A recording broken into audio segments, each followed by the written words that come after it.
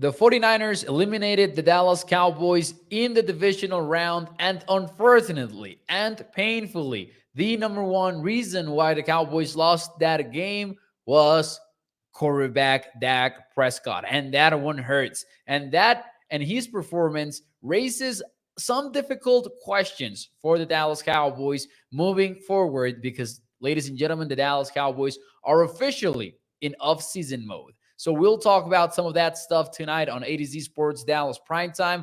As always, do me a favor and hit the like button. Share the stream. If you're watching on Facebook, YouTube, or Twitter, let your friends know about A to Z Sports Dallas Primetime. Every like, every thumbs up puts this show in front of more and more Cowboys fans. Let's talk about it. We are frustrated. We are sad, maybe.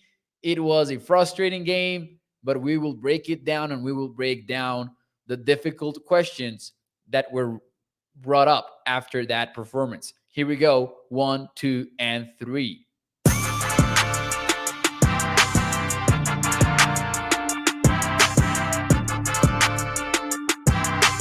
What is up, everybody, and welcome into A to Z Sports Dallas Primetime.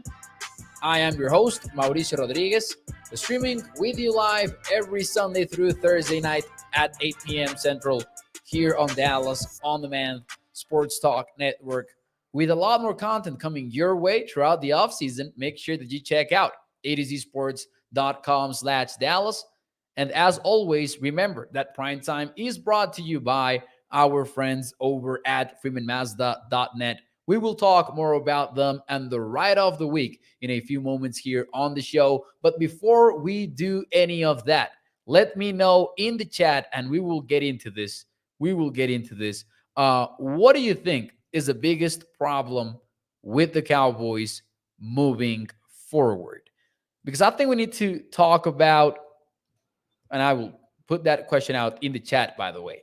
I think that we do need to talk about some of the questions that are being brought up after the Cowboys lost in the divisional round, this time against the San Francisco 49ers. And this one hurt, man, especially because when you look at it, like, forget about, don't forget about it because that's part of the topic of the show. That is why I'm bringing that question to the table. But if we are isolating Sunday's game, what made it super painful was that ultimately Dak Prescott was the worst part of that game.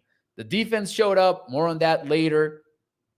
The Cowboys had chance after chance to take over in the scoreboard and get the win even late in the game. Forget about that sequence where the Cowboys had like 40 seconds to go and everyone is kind of dissecting that moment just like we did in last year's elimination game when the Cowboys ran that weird QB draw. We will spend a lot of time dissecting that when it really doesn't matter. Those drives are always irrelevant. They are an epilogue. They are overtime, not overtime, but like, an extra life that you find at the end of your video game when you are already out of, health, stamina, all of that. That was extra. That wasn't when the game was lost at all. The game was lost way before that when there was over 3 minutes in the fourth quarter. The Cowboys had 3 timeouts and the Cowboys didn't deliver. Dak Prescott didn't deliver, unfortunately. And it sucks because as a defender of Dak, and I've always thought that Dak Prescott is a good quarterback, I still think that he is a good quarterback. It sucks because we were hoping that he really would take over that game. And it was bad in a variety of ways. Dak Prescott threw 2 interceptions in this game, and that will be the most discussed aspect of his struggles against the 49ers, and I think that's fair. But there was even more than that. There was the fact that when the Cowboys took the ball away from the 49ers after Kelvin Joseph forced a fumble on special teams in that in-punt coverage, the Cowboys took over at the 21-yard line of the 49ers. They were essentially in the red zone right off the bat. And keep in mind, this is the number one red zone offense, or it was the number one red zone offense throughout the regular season in the NFL. They scored in 73% of their red zone trips. The Cowboys didn't capitalize after that takeaway. And then there was a final sequence when you had an opportunity to get rid and shake off the mediocre performance that you had had in that game in San Francisco. You had an opportunity to shake it all off and make people forget about it with over 3 minutes left to go in the game, and you had 3 timeouts. So essentially, time was not a factor in that scenario. What happened, though, was very different. We saw what should have been the third pick of the game and probably a pick six. The next play, you had Michael Gallup open deep inside. The ball was thrown outside, though, and then there was a sack.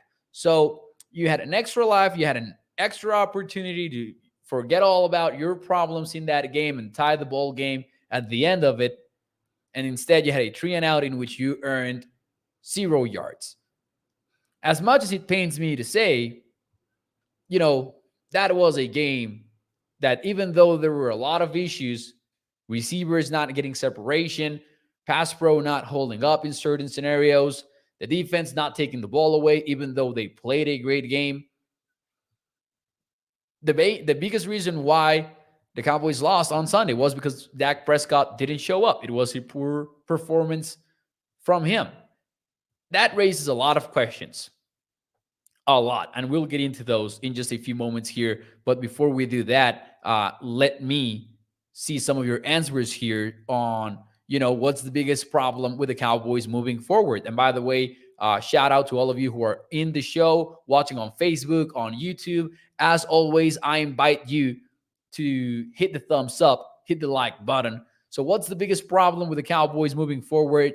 Toxic Tom says Jerry Jones, front office and quarterback says 6 to midnight. Armando says inconsistency. Bruce goes with the offensive coordinator. Matty H says need another playmaker. Iceberg Slim says Dan Mullen coached Dak at Mississippi State. I don't know if that's a Dan Mullen coach suggestion. Last night was terrible, says Katara. Shogun goes with offensive line. Who else here? Who else? Let's see. Jerry Jones is king. Early to wise is the head of the snake. What do we got over at Facebook? Jake says Dak has got to go. Quinn is the next head coach, says Shogun. And we'll get into all of this. Sebastian says that get a new offensive coordinator with a different mindset. We are stuck with our quarterback. Now, I wanted to mention all of those answers because I think this is where we come to a crossroads. When I sit down and I look at the camera in front of this microphone and I tell you that Dak Prescott is the number one reason why the Cowboys lost to the 49ers, that is one thing. That is just being objective about how the game was played and how the game panned out. Now, if we look into the future a little bit and we ask ourselves, where does Dak Prescott stand with this organization? The answer, honestly, is and probably should be the same as it was before the game. Here is why. Dak Prescott might not be an elite quarterback. I don't think that he is an elite quarterback. He's certainly good. He's not a bad quarterback. You don't win as many games as the Cowboys have won, not in 2022, but like since he entered the league in 2016 with a bad quarterback. That just does not happen.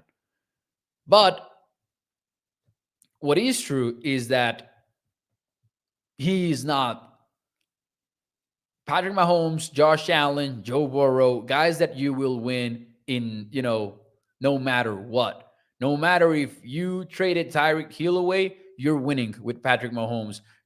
Doesn't matter if you're playing with 3 backup offensive linemen, you're winning with Joe Burrow. That kind of stuff. And I think that then the question becomes, what is the best way to go about building your team right now? And some people will say, trade him. Omar right here says, trade him. Some people say, cut him. Some people say, move on and draft another quarterback. But hey, the reality is he's one of your strengths on your team moving forward because you have something that a lot of other teams do not have, and that is a quarterback. Remember the quarterback limbo between Tony Romo and Dak Prescott before Tony Romo. That is not pretty. You can see it around the league right now, too. You can see the Colts, you can see the Commanders, you can see all of those teams. Getting rid of Dak Prescott is definitely not the way to go. But then that raises the difficult question that we're talking about right now, which is, well, what do I do now? If my quarterback is not elite, which is definitely the same, it's the best way to win long term, having an elite quarterback, then what can we do to put him in a position to succeed?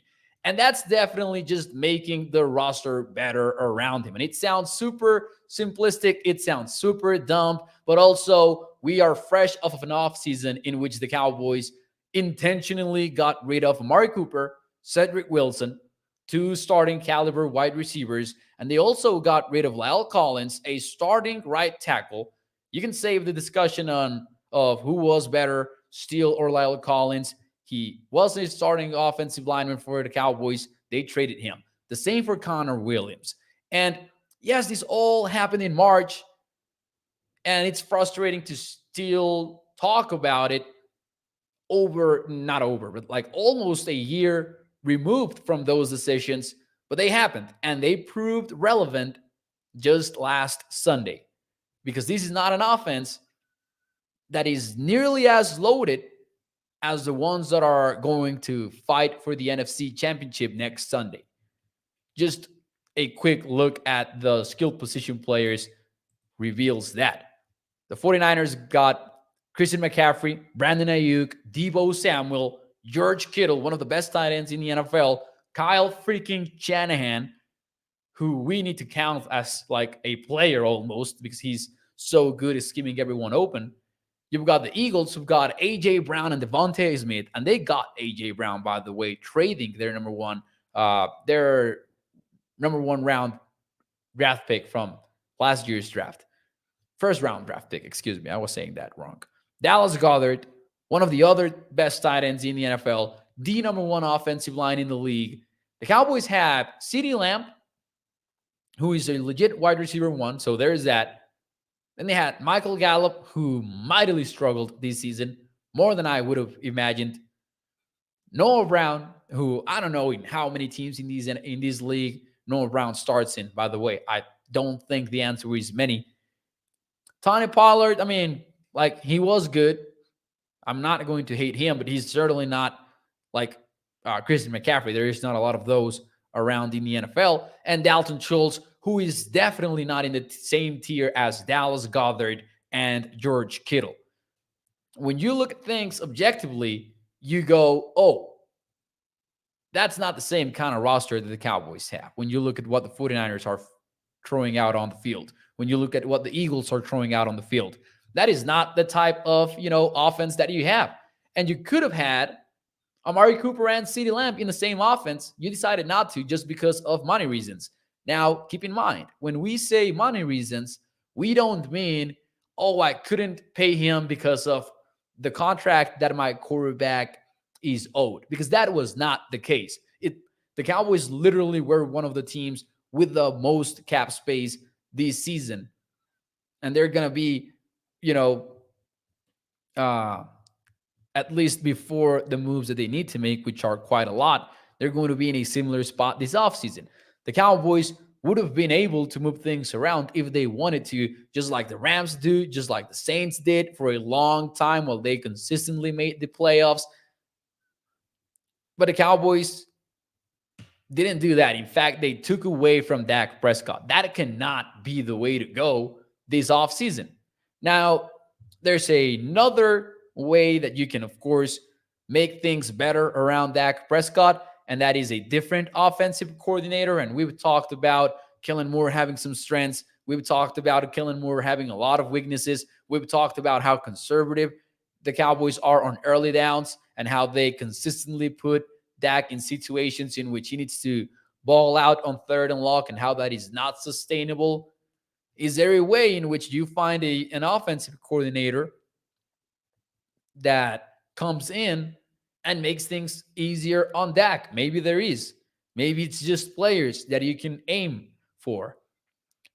But this Cowboys loss, in my opinion, painfully teaches us that, you know, Dak isn't the guy that will win in spite of having a, I don't want to say bad roster around him, because I don't think that the Cowboys roster is necessarily bad, but it's certainly not one of the best in the NFC.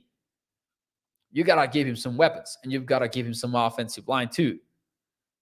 And by the way, this is not me saying that the Cowboys failed, quote unquote, season is on Dak. This is me saying on Sunday in Levi Stadium, Dak Prescott was the number one reason why the Cowboys lost. I'm sorry, but that is true. He played bad. I'm a huge Dak Prescott guy. I think that he's still a top 10 quarterback in this league. But I'm not going to put him in the elite category just because there are so few of them. Like, there are 3 of them probably. Patrick Mahomes, who is number 1 in the NFL by far. Then you got to put like maybe Joe Burrow in there and maybe Josh Allen. And Josh Allen also lost in the divisional round, by the way. And he didn't look well either. He played quite a bad football game. People won't talk about it though, because that's Josh Allen. And in that scenario, then Dak is not he is not the problem like Dak is in Dallas. The Bills need to get better, just like the Cowboys need to get better. It sucks, but it's true. It sucks, but it's true. And listen, we can talk about how the Cowboys could do great with an elite quarterback. Those do not grow on trees. We can talk about, oh, they should get somebody else. Man, that's wishful thinking, because you don't find them easily. The Chiefs didn't even draft Patrick Mahomes at number 1 overall, right? Turned out he was a beast, and maybe they did develop him quite well and everything, but I'm guessing that the Chiefs didn't plan for Patrick Mahomes to be this good. They just, they figured out, turns out that he is better than we thought. That's the case with a lot of these guys. Josh Allen wasn't the number 1 overall pick either. Joe Burrow was. Joe Burrow was one of the best prospects in a long time. Well, at least Trevor Lawrence and him have been the best QB prospects since Andrew Luck. And then and here's the thing. I think that the QB conversation gets so messed up because we think of it from a very weird perspective. And I'll get into the comments in a few moments here, but let me finish this thought. We think about it from this perspective. Oh, we need an elite quarterback to win. That's not true. You could use, that's the best way to win long-term in the NFL. That's one thing. Brock Purdy is not elite. He just beat you by a team that has been consistently competing for a Super Bowl with Jimmy G at QB before Brock Purdy. But if Jerry Jones called Kyle Shanahan tonight, heck, on Friday night, 2 days before the game, and he told Kyle Shanahan, I'll do Dak Prescott, Brock Purdy straight up, Kyle Shanahan would say, I'll take that deal, and he would start Dak Prescott on Sunday. Come on, we know that. We know that. That is a fact. If you put together 1 + 1, you figured out, hey, it's not all about having an elite quarterback. Of course, everyone wants one. There are just like 3 of them in the NFL. There are just like 3 of those in the NFL. Having said that, there's also the issue of, the contract conversation. A lot of people will say, oh, yeah, Dak is good, but the contract is not worth it. Man, the contract is, if you want to keep a quarterback, if you want to avoid QB limbo, you pay the guy market rate. Dak Prescott is not even in the top 5 deals anymore in the NFL, but we're still caught up in the idea that he's number 1 in the league contract-wise. So I think that the Cowboys really should move on, thinking about how can we make things better around Dak Prescott and how can we make life easier on him. And it's fair to say that Dak Prescott is not an elite quarterback. I don't think that, you know, getting another QB is a viable option at this point, though. And I don't think that Dak is the number one issue with the Cowboys. I think that's one of the strengths, actually, for the team. Even though I will say my opinion did kind of took a hit regarding Dak Prescott after Sunday's game. I thought that if the 49ers were held to under 20 points, this was a game that Dak would have won. Average QB play wins you that game on Sunday. Unfortunately, there were 2 interceptions and a couple of other drives which really defined the game for me, which was, getting the ball at the 49ers 21-yard line after Kelvin Joseph's takeaway, coming up with only 3 points out of that one, and then the 3 and out when there were over 3 minutes left to go in the fourth quarter. And once more, man, forget about what happened when the Cowboys took the ball once more with like 40 seconds in the clock and no timeouts. That doesn't count. You guys, I understand that the formation that they used was funny as hell in a painful way, of course. I understand all of that. That wasn't the moment when and where the Cowboys game was lost. It was the offensive drive before that. The one in which you had over 3 minutes to go, 3 timeouts, you got 0 yards. Here we go. Let's see some of your comments here in the show. Alex Chapman says, I think that Dak is a really good QB. I also thought Romo was a really good quarterback. However, they both floundered in big-time games and never became great quarterbacks. That's fair. That is fair. I think that should have been a game that should have been won by Dak because he really didn't have to, put the team on his back and go win that game. He just had to be, good enough throughout the 60 minutes of play and score 20 points. It's super disappointing that this offense produced only 12 points. But once more, the key question for me is the Cowboys need to look at this offseason and say, how do we make this better around Dak Prescott? Accepting quarterback limbo is not the way to go. That hasn't worked out for anybody around the NFL lately. The Cowboys got to go, how can we make our supporting cast for Dak Prescott at least close to what the Eagles have, at least close to what the 49ers have? And if you want to compare them to the AFC teams, you can also do that. Joe Burrow does throw to a very elite array of wide receivers. But man, Noah Brown was your number 3 wide receiver throughout the season. I don't know if that's fair. By the way, kind of one of my frustrations with the offense on Sunday, and I was going to put together a graphic for this, but I will just let you know. First half catches.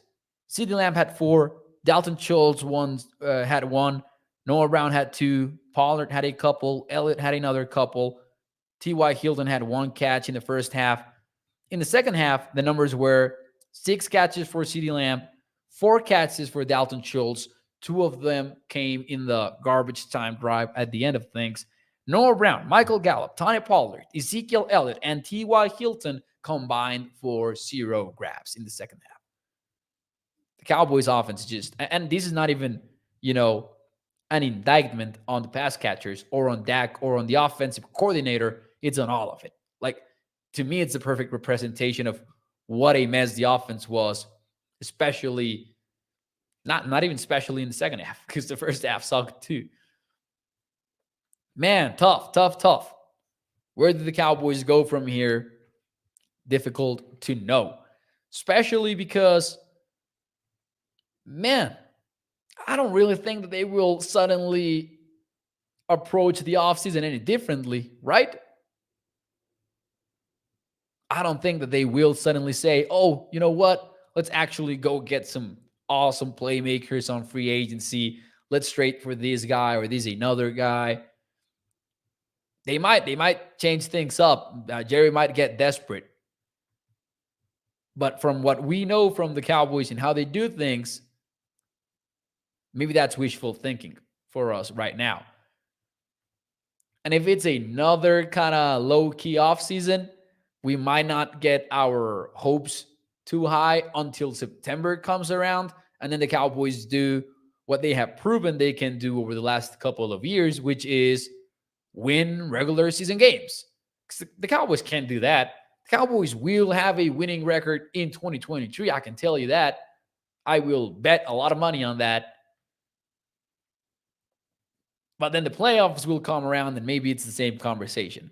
When you see, you need to beat the 49ers, you need to beat the Eagles, you need to beat these top tier teams, the Rams, if they do come back one way or another. And once more, man, I keep circling back to that. But the Amari Cooper conversation, the Cedric Wilson conversation, the Connor Williams conversation, the Lyle Collins conversation, all of them, we were fed up with them. There was a reason why we were having those combos, though. There was a reason why. We were just reminded of it on Sunday, too. Let's see some of your questions and comments here. Let's see here. Cowboys Nation says Dak 25 for 33, 305 yards, 0 turnovers, 4 TDs against Tampa. Against 49ers, 23 for 37, 206, 1 TD, 2 interceptions. Explain that, mi hermano. Mo, I am a Dak fan, but I am tired of these BS. That's the whole 26 minutes of this show have been sort of my explanation. Darren says turnovers kill you, no matter where they come from. Hold personnel accountable. Sit their butts on the bench. Now, to be fair, though, benching Dak Prescott wouldn't have been the answer on Sunday. I don't think that you bench your quarterback in a playoff game. I don't think it works like that. Dak really disappointed us, says James Ruff. He did. Not gonna lie, man. Not gonna lie. I thought that this was going to be a game that he was going to show up for. He didn't. And that is a liver shot, man. That is the equivalent of what maybe Davison Figueiredo felt when Brandon Moreno punched him with that left hand and opened his eye. Maybe it was as painful as what that was like for Figgy in the UFC 283. Sorry for that random reference, but that's probably the only comparable painful thing that I can think of right now. The Cowboys have said that, Mike McCarthy is not going anywhere. And before we get into that, though, let's just shout out the defense really quickly because they did their job. They didn't take the ball away. There were some opportunities to do so. I think the Trayvon Diggs dropped one pick. You could have argued that he could have, avoided the George Kittle huge play late in the game as well with the tackle. I think that he would have been able to do that. But other than that, other than not taking the ball away, because the special teams were the ones who took it away from the 49ers, the team showed up, man. We talked about stopping the run. We talked about, making the tackles. The Cowboys, for the most part, did. The 49ers had 3.5 yards per carry total. By halftime, they were averaging under 3 yards per carry, 2.5 actually. Christian McCaffrey had something like 8 rushing yards at halftime. They were showing up on defense. 9 points through 3 quarters of play. We can talk about those final drives in which they did allow 10 points in the 4th quarter. I don't think that you can put any of the blame on the defense, though, to be real with you. Doesn't mean that it was a perfect game. The Trayvon Diggs mistakes did happen, for example. But, the guys on the other side of things also get paid. Like, that's what you wanted to do against the 49ers. You wanted to hold them. Like 19 points, a huge win for the Cowboys defense against the 49ers. And Brock Purdy looked uncomfortable on that game. Bro, Brock Purdy was holding on to the football for a tick second later. I have not watched the All-22 yet, but I can guarantee you there was some heavy safety rotation on that game. He was being pressured. They were not allowing him to extend plays. The Cowboys defense was fast. The Marcus Lawrence, man, the Marcus Lawrence was amazing last night. So discouraging that went to waste. Ozo Digisuwa had a huge play in the first half. Stinks that the Cowboys couldn't capitalize it on offense. Dak Prescott included. I will tell you something. Like, this might have been an easier experience if it was like, same result, Cowboys losing, but a more balanced game. The offense not sucking. Dak Prescott not sucking. Like, if it was a 28-27 loss, I think it would have been an easier experience to get through, maybe. Candido says, Dak and his interceptions were the reason they lost enough said. I agree with that. Like, I will agree to that any day of the week. Even though I like Dak, even though I think that the Cowboys should stick with Dak, I think the question, though, is how do you make things easier for him? And how do you, take some of the pressure off of him? Now, bro, let me know in the chat what do you think about this next question, though. Mike McCarthy is safe, according to Jerry Jones. Jerry Jones came out and he said, this changes nothing for me. Mike McCarthy is still the guy. Do you agree or disagree with that sentiment from Jerry Jones? Do you agree or disagree with Mike McCarthy remaining the Cowboys head coach after this divisional round loss? Let me know in the chat. Drop your answers in there. Before I give you mine, and while you give me yours, let me talk to you about our friends over at FreemanMazda.net, because the ride of the week is the 2023 Mazda MX-5 Miata Sport. This one starts at $28,965. It's got Apple CarPlay / Android Auto, keyless entry, and you push to start, convertible roof, blind spot monitor. Look at the vehicle. You can check it out over at FreemanMazda.net. It's got a miles per gallon capacity of 26 when you are in the city. That goes up to 34 when you are in the highway. And it is a beauty. You should really go check it out over at FreemanMazda.net. And remember that when you choose Freeman Mazda, you are choosing a lifelong partnership with your car dealer, a family-owned business for over 65 years. Once more, that is FreemanMazda.net. So do you agree or disagree with Mike McCarthy sticking around? Let's see what you have to say over on Facebook, over on YouTube. By the way, do me a favor and hit the thumbs up for me. That is the single biggest thing that you can do, and it is quite easy. It takes about 1 second. Hit the thumbs up. It allows us to put this show in front of more and more Cowboys fans. Let's see here.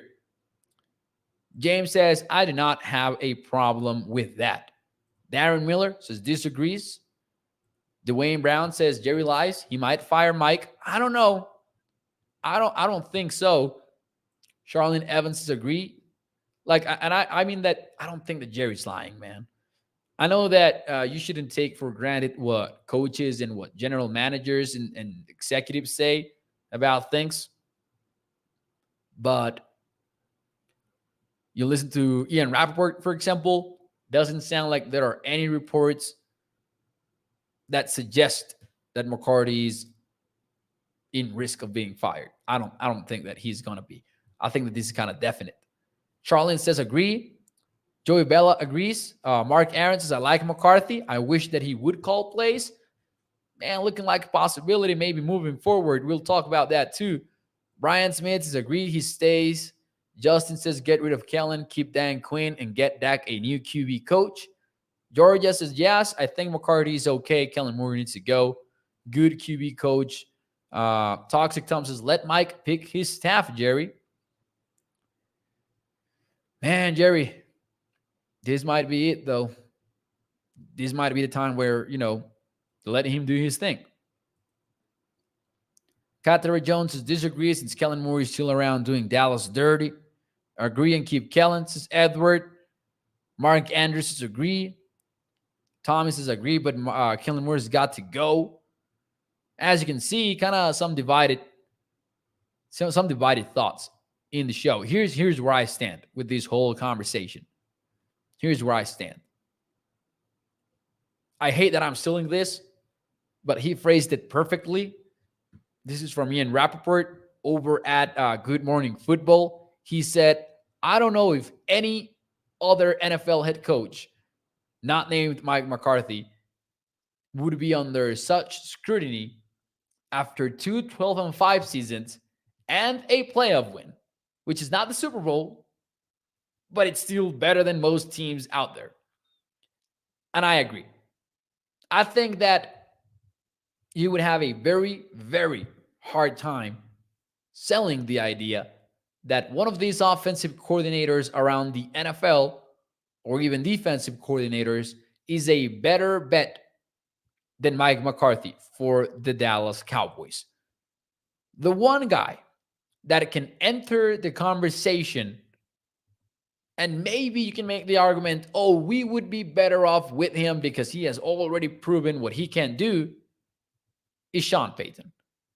But even that seems to me like wishful thinking. And we've talked about this at length on ADC Sports Dallas Primetime.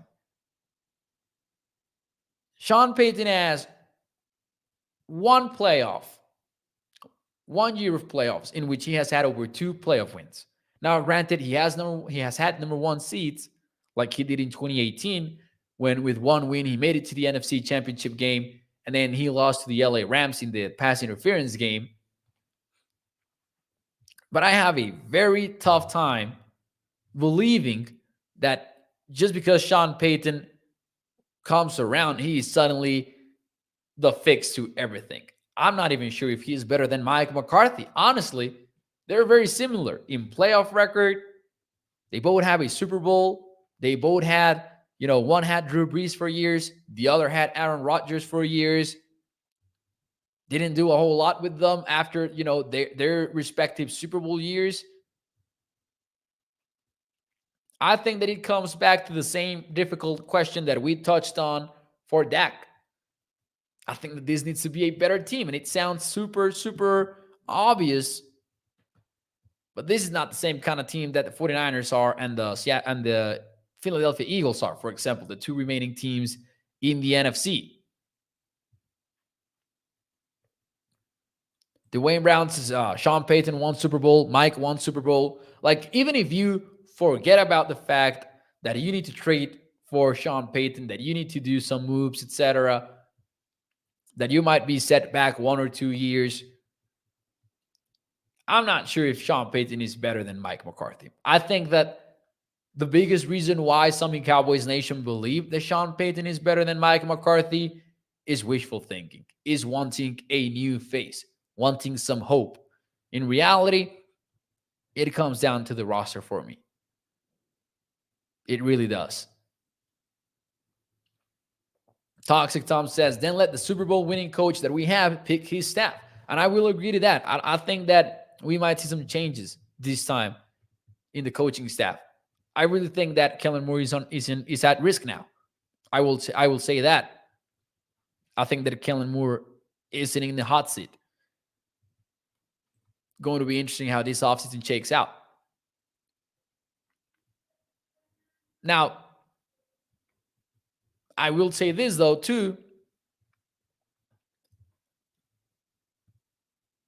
Mike McCarthy could call his own plays.